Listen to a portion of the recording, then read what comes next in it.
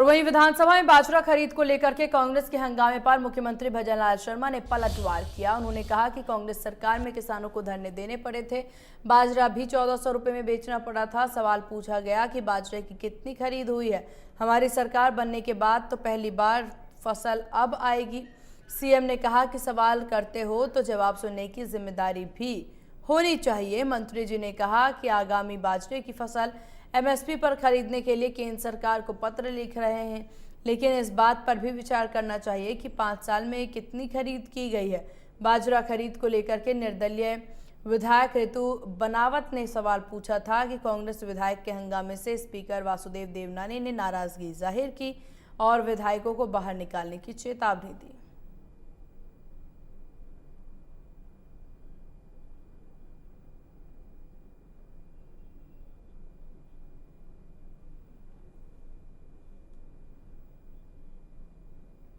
सरकार बनने के बाद माननीय अध्यक्ष जी, ये सदन है,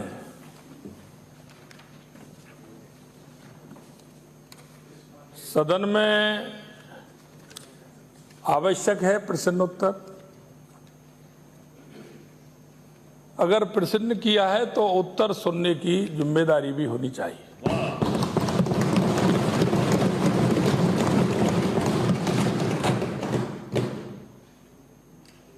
प्रश्न वो, क्योंकि किसी की तरफ अगर एक उंगली करते हैं तो 4 अपनी तरफ होती है। उसका कारण यह है कि प्रश्न पूछा कि बाजरे की खरीद कितने की। मैं पूछना चाहता हूं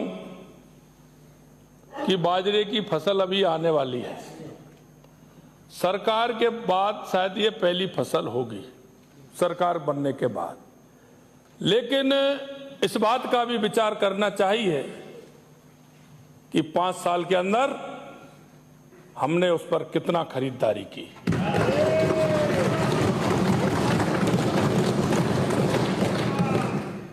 मंत्री महोदय का जवाब पूरा सुनने के बाद आपका पूरा प्रश्न आता है।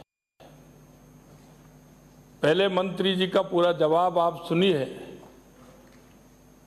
कि मंत्री जी कह रहे हैं कि हमने आगामी बाजरे की फसल के लिए केंद्र सरकार को हमने पत्र भी लिखा है और हमारी सरकार ने आपके समय में एक जगह नहीं, हमें कई जगह धरना देना पड़ा, क्योंकि हरियाणा के किसान को, गुजरात के किसान को, एमपी के किसान को, यूपी के किसान को उस बाजरे को 2300 रुपए का मिला और हमारे किसानों ने उस बाजरे को 1400 रुपए में और 1500 रुपए में हमारा किसान का बाजरा बिका था। आपको करना चाहिए कि अगर आप इस बात को कहते हैं तो किसान के साथ धोखा किसने दिया, यह भी सुनिश्चित होना चाहिए। मैं आपके माध्यम से मैं कहना चाहता हूं, मंत्री जी का जवाब पूरी स्पष्टता के साथ था।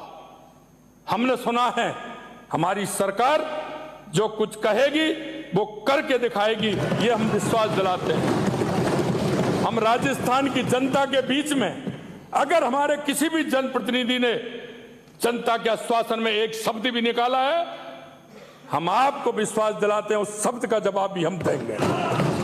और मैं यही कहना चाहता हूं कि हमारे मंत्री जी का जो जवाब है वो स्पष्टतापूर्ण है कि हमारी सरकार निश्चित रूप से विचार करेगी और हमारे राजस्थान के किसान को बाजरे के लिए लाभ भी देगी।